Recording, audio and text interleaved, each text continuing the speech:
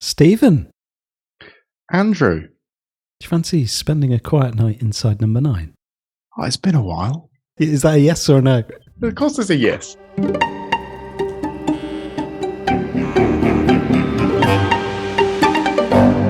Yes, it has been a while. We're back. It's Series 7 has just landed, and we haven't done an episode since October the 27th, 2021. Is that how long ago it was? It was, yeah. And we were just about to think about putting together an episode to look at the Insider's Guide to Inside Number 9 book, and finally review The Night at the Barbican.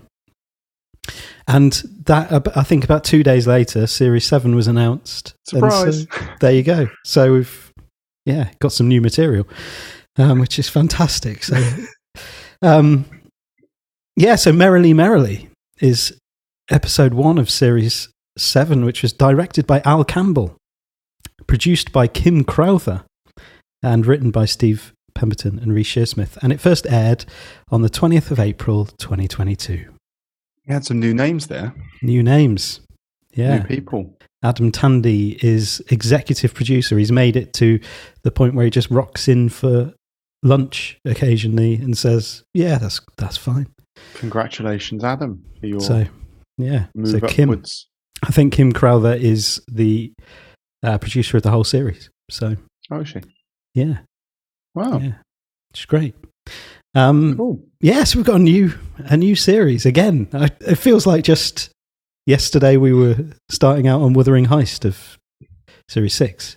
And I'm really glad we'd made the decision this time not to do instant reaction episodes as soon as that would have been a horror show, that would. Yeah. Especially with this one, yeah. I'm finding it really weird that when we started this, we were so far behind. And we had so much stuff to get sort of through with so much material that we were behind on right from the beginning up to the end of Series 5. Mm-hmm. And now we have to wait. Now Guys, we're relying on new series. Keep up. Yeah, so do you fancy giving us a synopsis of this one just to I'll give you a brief overview. Dip our toes in. So to speak. Yeah, there you go.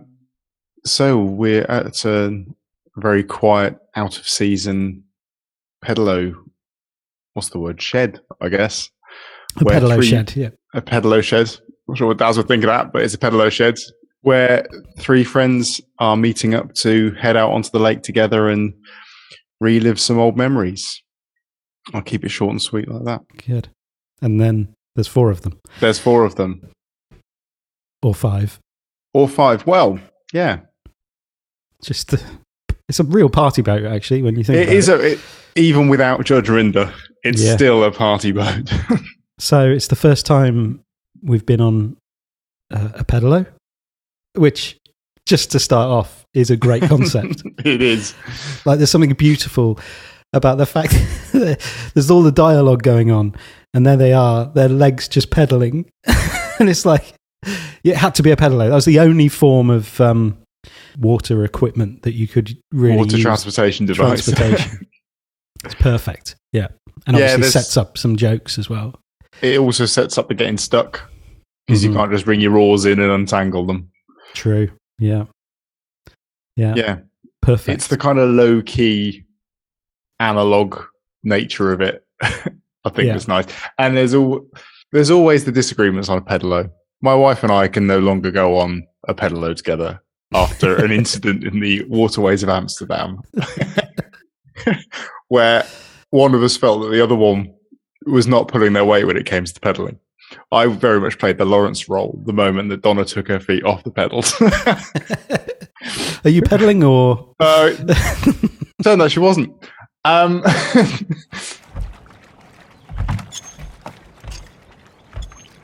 you actually pedaling? Or? I'm doing it. So that's now potentially divorce material, ever getting back on a Pedalo together. Right. Oh, man. Yeah, so it's a bit of a close to the bone. Yeah. And there's obviously Andrew Flintoff famously had a Pedalo incident. I feel like what you've almost we've sort of created, like, on the Wikipedia page for Pedalos, the little section of Pedalos in popular culture.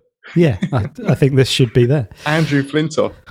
Stephen and his wife. Andrew Flintoff. And Merrily. So yeah, let's kind of start. Let's go into instant reactions. Like, what did you feel like? What were your immediate thoughts to this episode? Controversially, from what I've seen, not amazing. Can I go there straight away? You have to, yeah.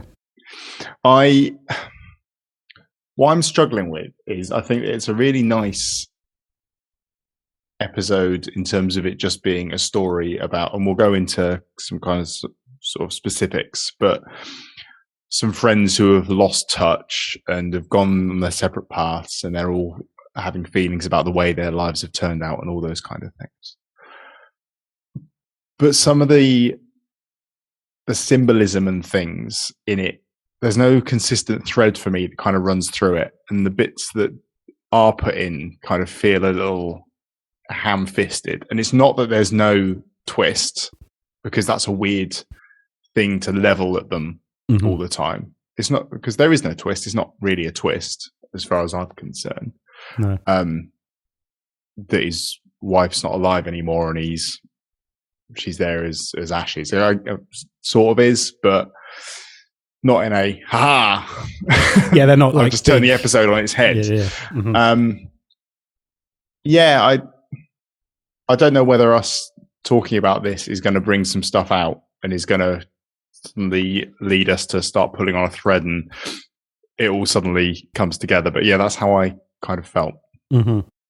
You? Yeah, well, very, very similar. Like, it was, I kind of loved the atmosphere of it, and the sort of the whole setup with the Pedalo shed being out of season. Like, everything had a really nice, eerie sense to it.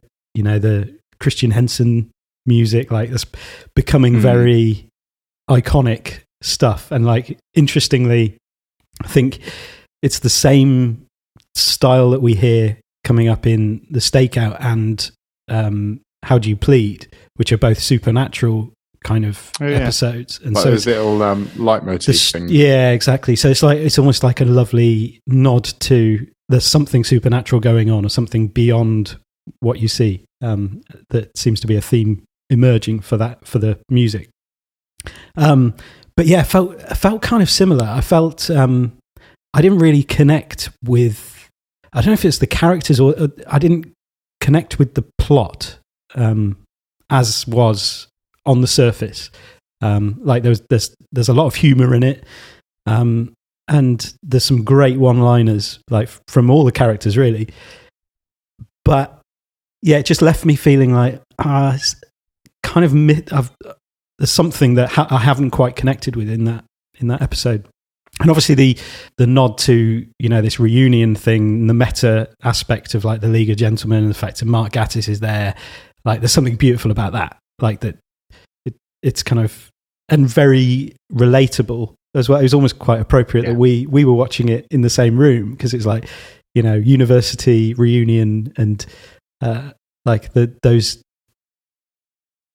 I mean, we've seen it in many different TV shows and films, like that, the kind of moving away from that time where it was pure, like, fun and connection, I suppose, for people when they're young and just in the, like, having the time of their lives, and then they come back together later on, and everybody's sort of moved apart, and lives have gone on, and all this stuff has changed. And there's obviously big themes around that as well in this episode, in the fact that Laurence has kind of got stuck at the beginning of that journey. And that's the thing is, and I think we almost, I know it was not long after it ended, and you said that you felt like there might have been something there about, you said that you mentioned sort of the supernatural, and this idea of them not really being there, and it all being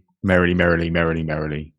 Life is but a dream, and it's all in his head, and they're not really there. And we can go into that a little bit further, but it was that kind of was where I was going, because everything was very much built up by him, all these memories he had, that Callum and Daz kind of looked a bit awkward when he was talking about the good old days, and he kept on making reference to the good old days and bringing up these things that were clearly a much bigger deal in his mind than they were for anyone else. The walks around the lake, the Isaac Newton apple boob statue, those kind of things. And that kind of all comes to a head where Donna says, when he said that you were his best mates, I nearly cried.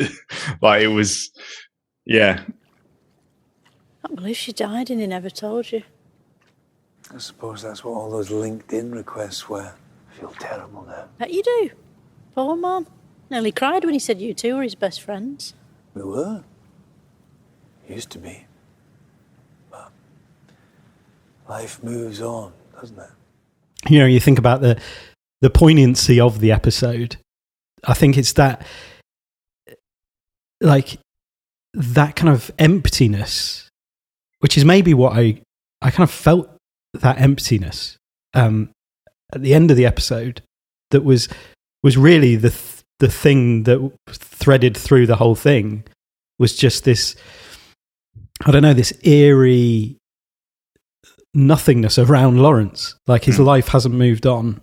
The other guys don't remember any of the things that he has basically carried with him his whole life and cherished. Like, you know, the Isaac Newton statue, Apple thing being the funniest thing ever. How can you not remember it's the funniest thing ever? And he's like just living in those times. And, you know, he left university, went back to teach the same course that he studied at university afterwards. And like, married Bonnie, who they were there when they met, they were there when they married, and he wants them to be there. Like, nothing's happened in between. He wants them to be there then when he's saying goodbye.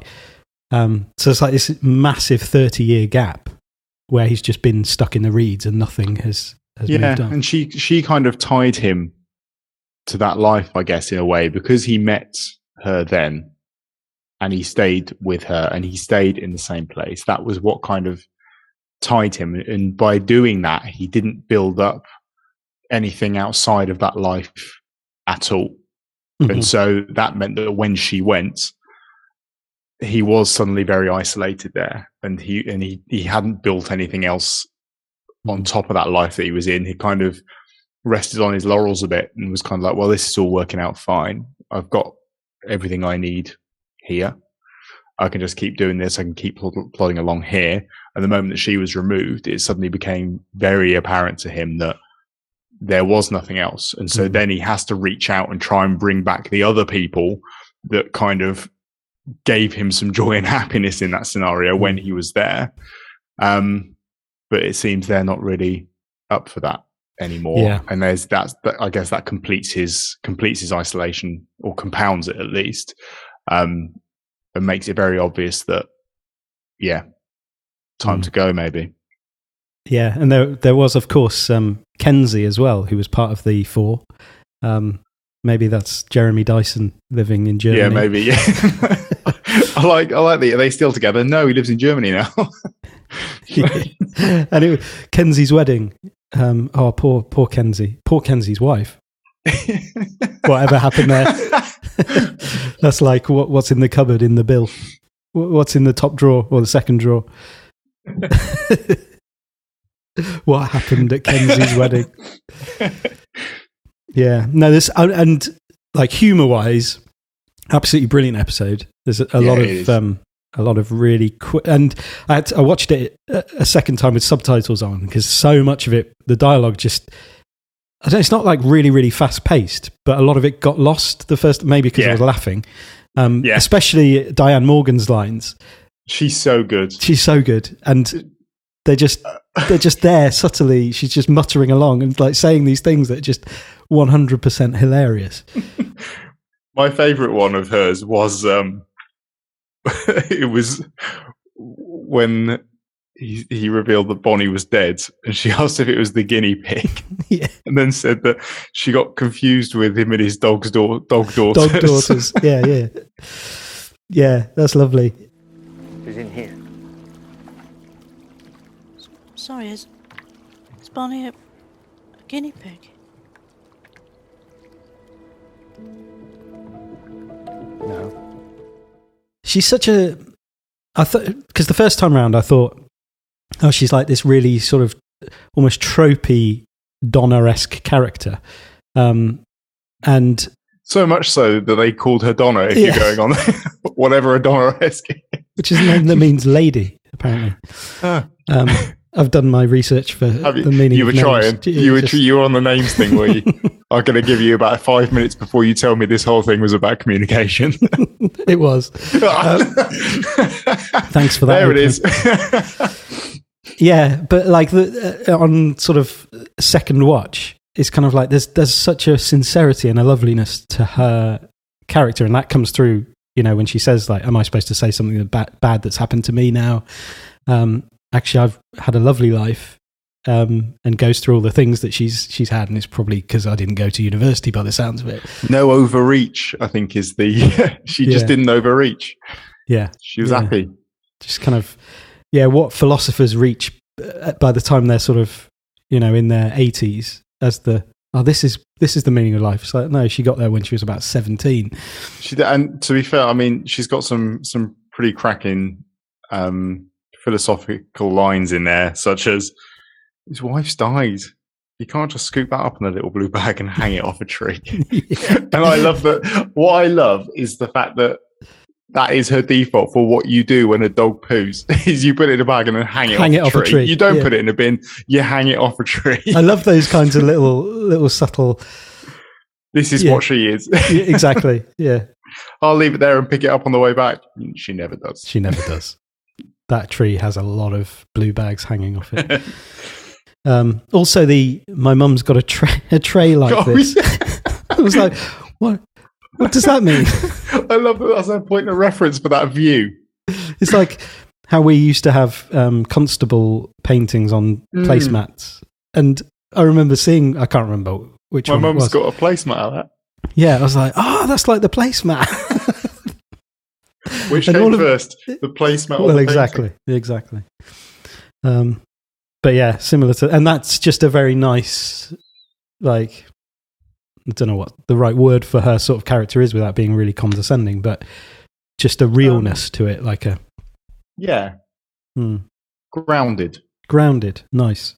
The other thing with so I was thinking, again, it's the sort of the nod to the emptiness that I felt is within that the context of like the League of Gentlemen and stuff, and obviously there's the three of them and Jeremy Dyson's missing, but also the out of or the what's it closed for the season, out of season idea. I felt like is this like almost a kind of feeling that they have in their careers, like not to say that they're past it or anything like that, but like there must be an element when you're getting older and you're creating stuff and you're feeling and you're looking at like new people coming through and like all of that sort of stuff, culture changing and everything. Oh no, I definitely think there's you could definitely pull that thread in that if bringing them back together, if you think of the League now, I think they would struggle to make the League now. Mm-hmm. I think that, as you just said, the culture, I think things have moved on. I think they've spoken about how they felt about sort of the Papa Lazarou things and how that's been sort of reinterpreted by people. That is kind of them as a four making those kind of things. They're out of season.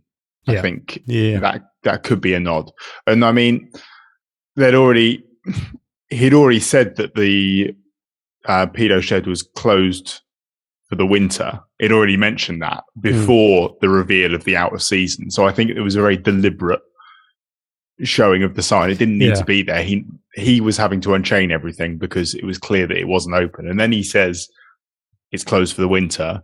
And then we get later on again a very clear sign that it's out of season. And the opening shot as well is that doesn't look like an out of season building. Shut. Yeah. There's like smashed windows, boarded up stuff. Like that's not something that's closed and ready to reopen in a few months' time when spring comes back round. Yeah, and I think you're right. I was very deliberately focusing on that sign. I was quite struck by that. There's a couple of things I was quite struck by, that where Reese or Laurence is there. There's one with the boat hire. I don't know if it is it that same shot, and you've got the boat hire prices behind. I'm like desperate to see what is on that sign. Oh, I didn't catch that. I don't think you can see it. I think it's blurred because he's in focus at the front. So I don't know if, like, on a super high definition, massive TV, you might be able to see it. But which is where we're going to bring in our new sponsor, Sky Glass. No, but yeah, obviously, like with the ending in mind for that, it's like what's it cost to hire the boat to get across the river? That's true. Yeah, so quite an interesting little tidbit. Laurence, oh my God, how are you? Hey, Callum. You're looking good. So I think the last time I saw you, it was this century, wasn't it? It was Kenzie's wedding, so June 2010. Was it really? Yep. God, poor old Kenzie. Or Kenzie's wife. Well, quite. Are they still together? No. He lives in Germany now. We're Facebook friends. Should we talk about the characters a bit more in their own right? Well, yeah. Callum's an interesting one. That means dove. Don't think it's Thanks, relevant. mate. Don't think it's relevant. It might be. We'll find out. So he's now working in obstetrics and gynecology.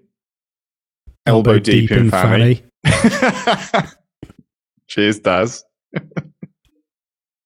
Who seems initially quite happy with his lot in life. With his partner and their dogs. I the fact that there was he's got, well done for getting some girls, some children. Well done. Oh, they're not children. They're dogs. I called that, didn't I? You did, yeah. I did. So they're going to be dogs. They're going to be dogs. The only reason is I've met too many people like that. It's like, no, the way they're talking about that it's going to be. They're going to be what they like to call fur babies, which is a horrible phrase. Yes, he's got a couple of dogs. He's now a grandfather as well. So. A grandfather. You called it, but there was a very deliberate grandfather. Really? Yeah. What are they, 5 and 9? Yeah. Oh, confusing with his dog daughters. He is quite condescending, very dismissive of the sports science degree and the children's book and all of those things. And I think you said before when you were trying to describe Donna in a way that didn't seem condescending, he seems to like Donna in this is quite fun and simple kind of way, where he can make his kind of off-the-cuff jokes and she won't really understand them. Yeah. Like she doesn't react to him having been in Five Guys, and those sorts of things. And I think he thinks he's operating at a bit of a higher level than her, and she's a bit of fun to play with, mentally. Yeah, that's true. But it turns out he's not happy at all. No. Although it's kind of one of those. You're in a position, you've managed to get yourself to a position where you have the luxury of being unhappy in that, if you know what I mean. That kind of, yeah, exactly. And in a kind of roundabout way, what he's not happy with in the big picture is just the process of aging and the process of time moving on, because he says, I'd do anything to give it up and start again, which suggests he would do the same thing again, which in itself is like, oh, great. So you have chosen a path that you've got a lot out of. If you'd start it again, like if he was saying, what would you do differently, really? Yeah, exactly. That's the question, isn't it? Would you do anything differently? He doesn't I mean, nothing comes out on along that, because it'd be different if it was like, I'd do anything to give it up and just do something completely different. And so that sort of fits with this theme of, I don't know, it's the contrast really with Rhys, in that he has been on this journey through a career, through life. Yes, he wants to start again, but that's just, wouldn't we all, if we were, you get to the autumn of your years maybe, or feel like you're sort of around there, and you want to be young again. And that's what a lot of this is about, like 30 years ago. But also that small stage of his journey, Callum's journey, I think his 3-year undergrad degree would have been quite small in terms of what he went through to qualify as a doctor. And so from that point of view, it's kind of natural that was kind of just a passing thing. Mm-hmm. And everything got a whole lot more intense for him after that. And so his journey of becoming a doctor, there's that little bit of insignificant stuff, his initial first 3 years when he was hanging out with Laurence and Daz. And then that very quickly, he very quickly moved past that into his real doctor stuff, I guess. And whereas Laurence has got the reminder every single day of those 3 years together, because that's where he still is. Yeah. And he's replaced his university scarf 3 times. What's he doing to them? Yeah, that's the question. Yeah, I don't replace scarves. I think I've got like 4 scarves that I've just had for a long, long time. They don't ever need replacing. Maybe I don't wear them enough. Maybe, I don't know. Yeah. No, I don't know how you wear it. And unless that's a nod to the fact that, no, he literally wears it all year round. Yeah, maybe. Yeah, to everything. Poor Laurence. Oh. Hey, you still got the old university scarf, you shadow? This is my 3rd one. They keep updating it. I think this one has got a slightly Cal's thinner all stripe. glammed up in his Marks and Sparks blue harbour gear. Hugo Boss, you cheeky sod. What have you come as? You look like a homeless Shakin' Stevens. It's the latest fashions. Do they not have this in that London, eh? Hey. There's the moment where we can sort of segue into Darren, when Darren rocks up and he's like, "Oh, you got is it the Marks and Spencer's Blue Harbour? You got all the nice clothes." He's like, "Hugo Boss," or and that's why it's quite then funny that Darren's lecturing him on fashion, all the fashions, as he rocks up in double denim and can't identify a nice Hugo Boss suit. I let Darren. He's just from the moment we meet him. I know who he is from our days at university. I think we all, to be honest, we all know a Darren. We all know a Darren. Oi, oi, Savaloy. Yeah, and he has a... Well, it's a great Steve Pemberton character, because he traverses that line between the kind of silly and the really earnest. And sensitive. Really sensitive, yeah. Yeah. Like when he comes out to Callum to say, I'm really proud of you. Like, there's such a lovely tone to the way he's like, "Well done, mate. I'm really proud of you." And he doesn't get that in return. Like there's very little of that back, because Callum's been very dismissive of, both Laurence and Callum have been dismissive of the sports science, the oxymoron. And then, comparing his medical degree with the sports science degree, and just, what was it, learning a bit about Lucasade and something else, tennis pitches and stuff. Careful. Sorry. Dyslexia. We'll come on to that. There you go. Yeah. What I do like that they do produce these 3 characters that are so completely different, yet were probably very similar while they were at university together, and they really kind of hammer home like the divergence in where they've headed off to, because Callum meeting Darren right now would not be interested in spending time with him at all. And the same is probably true of Laurence. I get the impression that there's a real highlighting there of the way they've diverged in their personalities as they've sort of grown up. Laurence is probably the only one who has stuck. Daz has kind of followed his path off, and with whatever he's ended up doing with his PE supply teaching. Yeah. It's like always good to be specific. Exactly. Comedy is in the specificity. Supply PE teacher. Yeah, brilliant. And yeah, Callum would have got his head down and ended up being, and if you are now a consultant, you are now driving an expensive car and wearing expensive clothes, and enjoying time with your family, with your dogs. I like the way those characters are created. One of the things with Laurence, because I think that's so true, that I think he's written as that, the kind of not a lot going on. He's not. Does he know about Game of Thrones and the bad ending? Mark Gatiss knows about Game of Thrones. I liked his little nod. Yeah.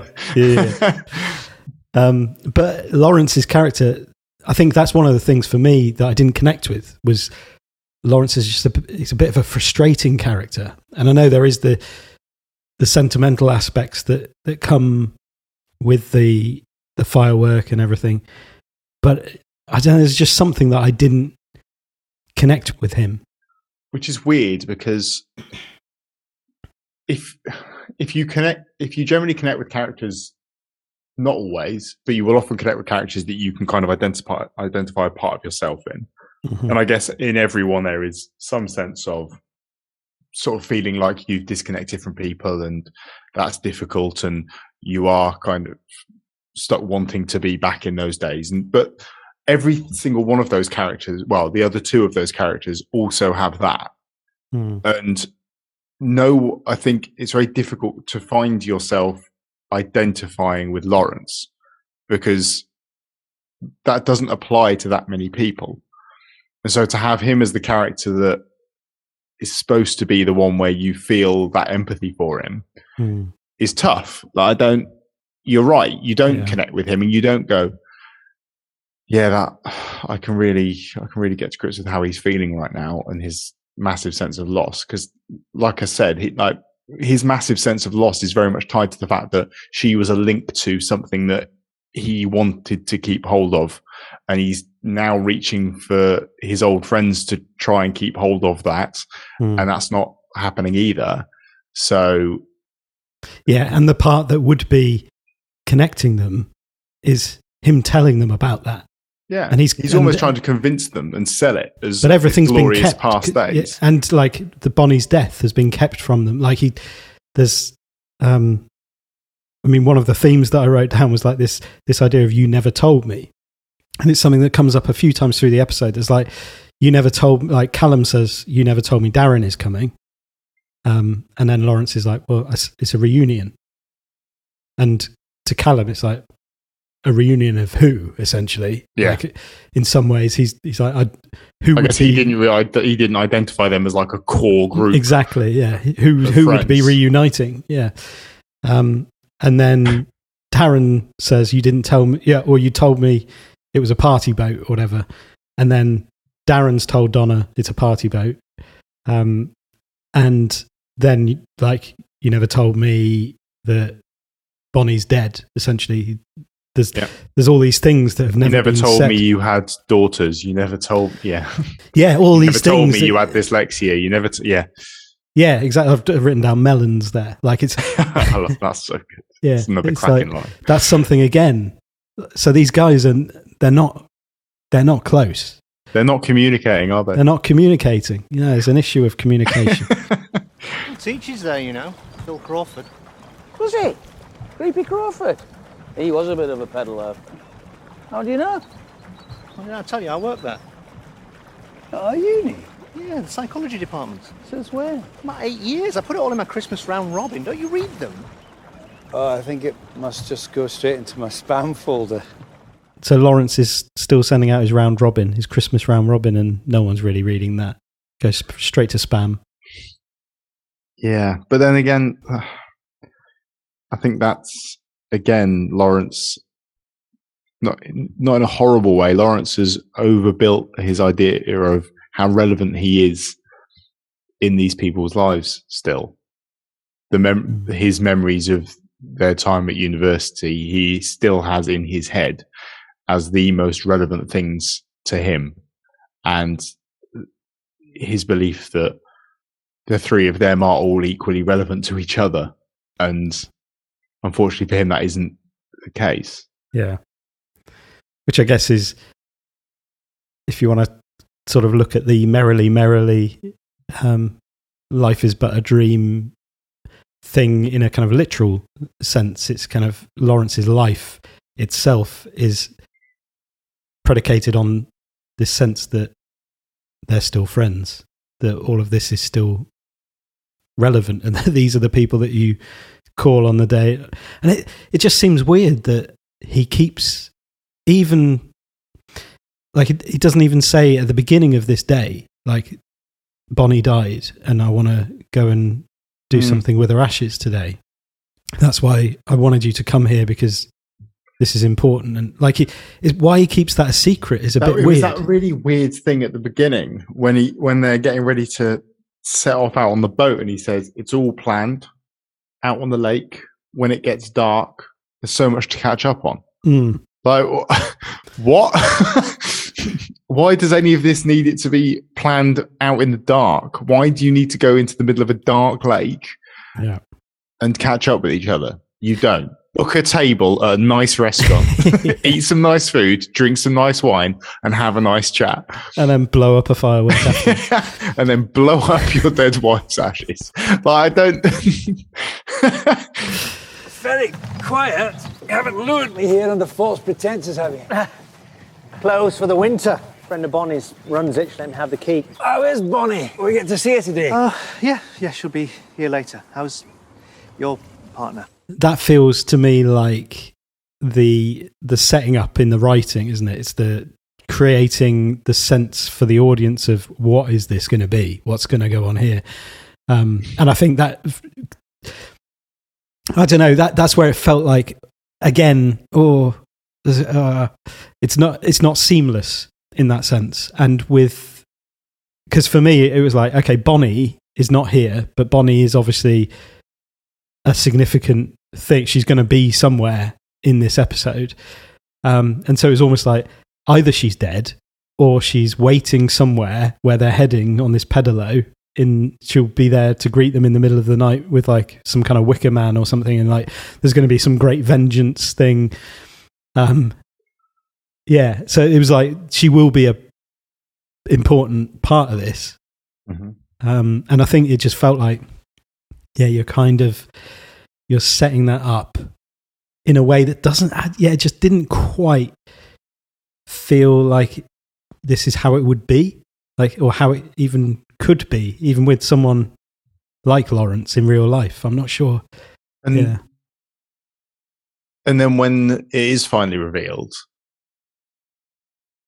and was it the ashes in the bag?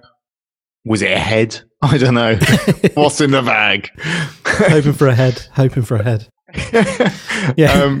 But he didn't talk about ashes, so maybe it was her head attached to a firework. Different body part. That's bleak. That's hideous. But then the firework, yeah. I know reaction online, people really like the fireworks and found them really nice.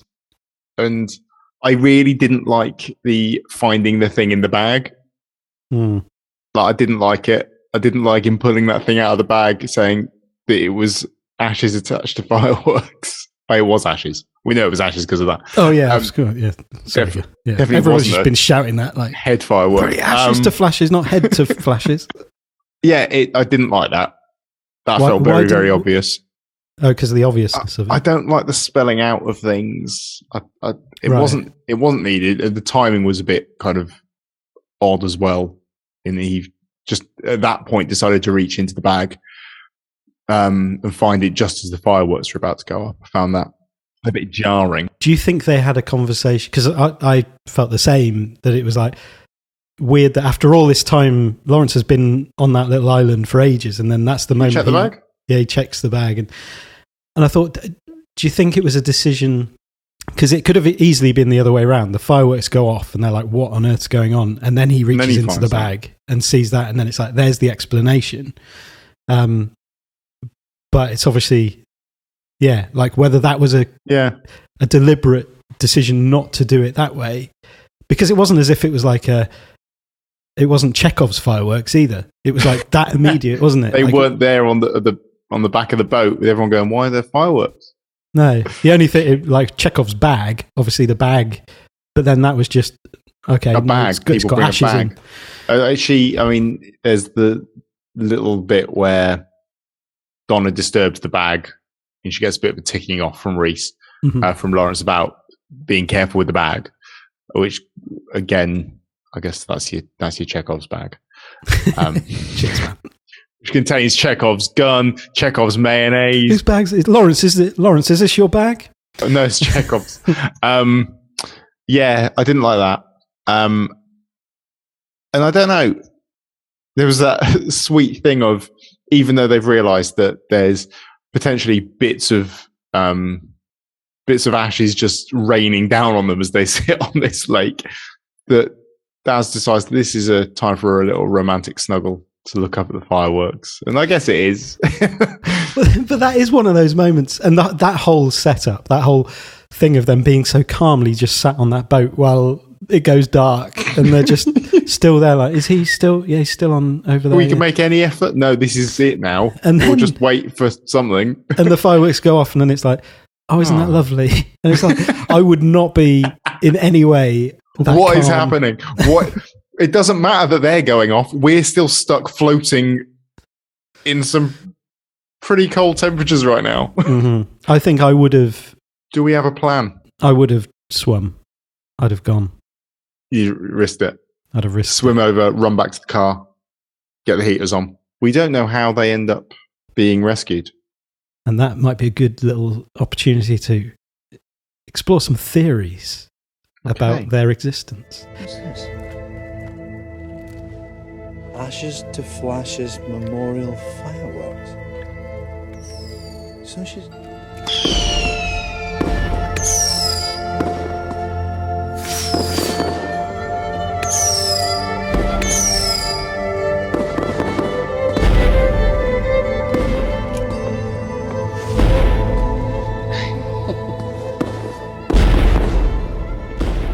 Promised you a party, didn't I?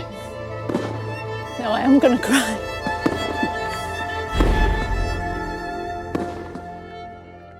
I don't know. I find it an easier thing to reconcile if I think of those characters as part of a dream or part of his crossing to the other side that is going on, like in his, whether it's in his head or whether it's in just the process of passing on. I think it's really, really sad if they are in his head, because that means that even his fantasy of having them back there is a disappointment. Because that would be, he decides that he needs to bring those people back together in his head as part of his crossing over to the other side, and in doing so realizes that they're not really that into this whole thing as he is. Yeah, but then there's this beautiful really moment. Sad. There's a beautiful moment when he's with the ferryman and is worried about his friends, and then he reassures him, saying they're on the other side. And to me, that could be a moment of, you can let go of them now.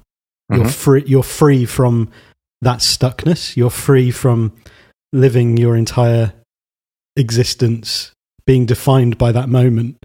You can let them go, and you can go and step onto this new plane with whoever it is that calls his name at the end. I'm presuming it's Bonnie. Yeah. Or Donna. Maybe Donna's there. But yeah, I kind of, there was something about that as a way of conceptualizing it that felt easier in some ways because of those things we talked about in terms of it didn't feel like the way that humans would act in that situation. Like on that boat, they wouldn't be calm and then just enjoying the fireworks. And like, and even the entrances of them, they almost come in like cameo performers at the beginning. It's like, oh, suddenly Mark Gatiss is there. Oh, hello. Like he's just entered come down the road. Exactly in the same way as like people just appear in dreams. And then here's Darren appearing. Oi, oi! It's exactly how he would have been. Amped up Darren. Exactly. And then, here Darren's brought somebody. Like that's a classic thing that Darren always used to do is ruin everything by bringing some strange woman to the event. And just all of those kinds of things are almost like exaggerated version of those memories. And to me that, and like with the thing where he has to pay the ferryman at the end, just in terms of like, I guess the mythology around that, of having that coin placed in your mouth after death, before burial. So you're buried with that coin in your mouth so that you've got the payment for the ferryman to take you to the other side, rather than being kind of stuck essentially in limbo as a ghost. If you're unable to pay him, so that would suggest that's been placed there. That's what gets me. And like I said right at the beginning of this, was that ending seems like if you work backwards from that, like you should then be able to spot something exactly like that. Like this whole thing has been a process of him going from one side to the other. And the whole process of getting into the boat with those different people that maybe represent things about his past, and it all getting messy and it all getting stuck on his way across that whole sort of journey process.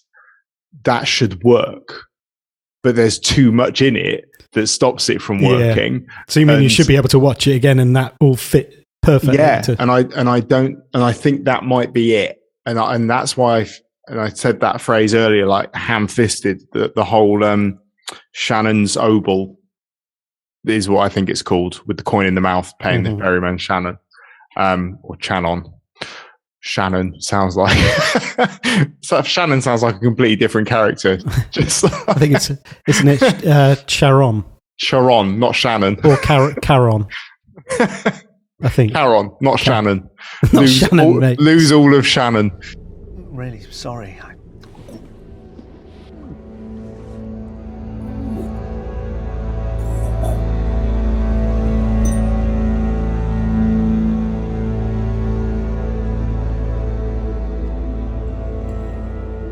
There should be some more mythology stuff signposted and running through the whole thing. And it just feels like a bit of a bolt on at the end this feels quite clever symbolism. But I think that's only clever symbolism if it's elsewhere. Or maybe it is, and I haven't found it yet. That's how I kind of feel. Yeah, I wonder if more stuff on future viewings will come out with that. I'm not like it didn't the second or third time that I watched it, as I was looking for that. But there might be other stuff that we, aren't looking for. I've stayed away from the inside number 9 as always, because we don't want to. I mean, there's some stuff I've picked up from people talking about it. A lot of people have said that it's been suggested that the other guys are all still alive. Because he says they're on the other side. However, if I was being taken from one side of something to the other and was told that the people were on the other side, that to me would suggest that they were already on the other side. They'd already been taken over. I don't know whether that's like a glass half full, glass half empty thing. But for me, that would be they're already on the other side. Yeah. And that doesn't also counter the theory that they're not actually there in the episode. It's just they're like, if they're still alive, maybe they died at various times, and this is all in his head. and this is all unresolved stuff that he hasn't dealt with in his head to do with them. I don't know. But even if they're still alive, it could be, I know who you're talking about because I've seen like your dreams because I'm some supernatural dude. Sharon. And they're I'm on the other side. Sharon. I'm supernatural Sharon. But he says that he's been watching him. And I assume that means that he's been waiting for him to reach the time where he is ready to cross over to the other side because he's struggling with his wife's death so much that it's coming. And so Shannon's just been waiting for a chance to. And that's another. I don't know enough about the myth, but whether he's been dead for a little while and now he's because is he being watched? Is he out of season? Is he in this place, this sort of limbo place that is empty and nothing, and whatever the symbolism of him, sending those fireworks up, like that's the moment that he's then able to let go and to pass on. And so this is all taking place because I guess that's the thing between death and whatever happens after burial, even, because that's the point, isn't it? Like you die, you get prepared, you get the coin is placed in your mouth, you're dead when the coin gets placed in your mouth.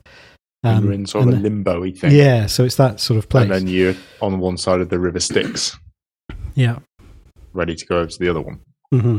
So it's not done, it's not that he's watching him while he's alive.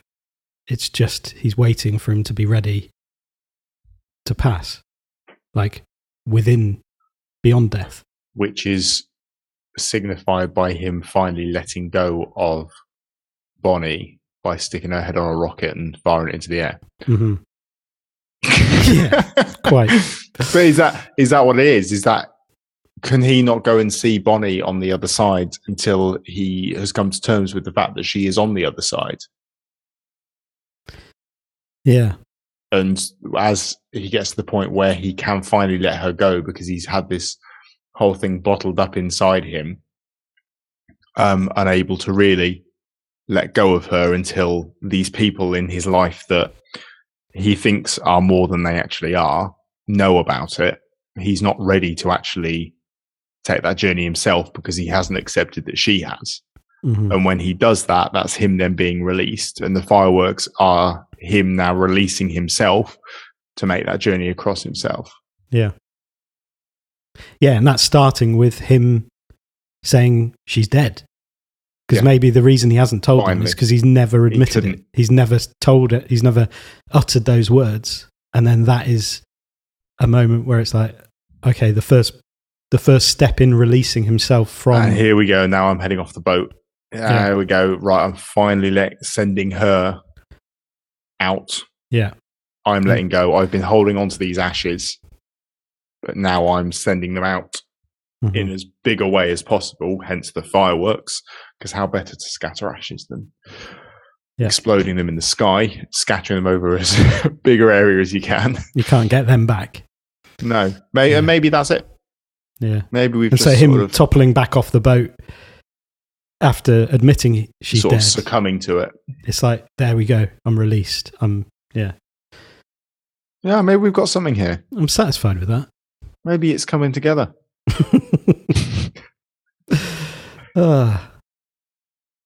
Yeah. Oh, come on. This is ridiculous. I thought you said Bonnie was going to be here. She is. Well, call her. Tell her to come early. There's no signal.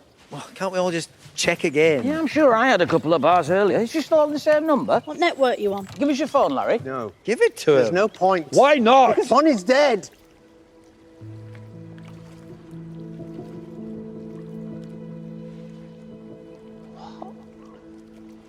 She's dead. She died. I think the thing with the Inside Number 9 podcast is I don't know whether they almost deliberately underplay what they're doing, and just so as not to make it outrageously overly accessible.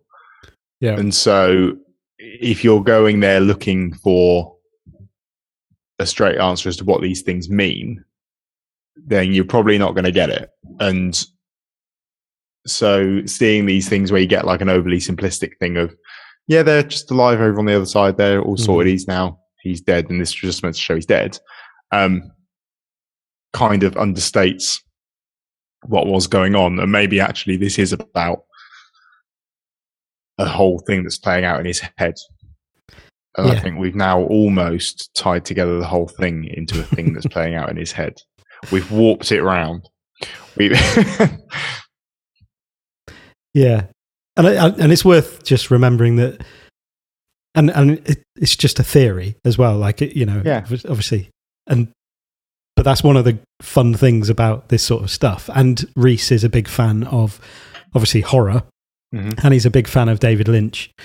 And that is a fundamental part of engaging with that sort of work. Is you literally cannot take that at face value. Yeah, you don't spoon feed the audience with exactly what you like they might take from it as meaning. I challenge anyone to watch Inland Empire and go, oh well, if you take that at face value, it was this.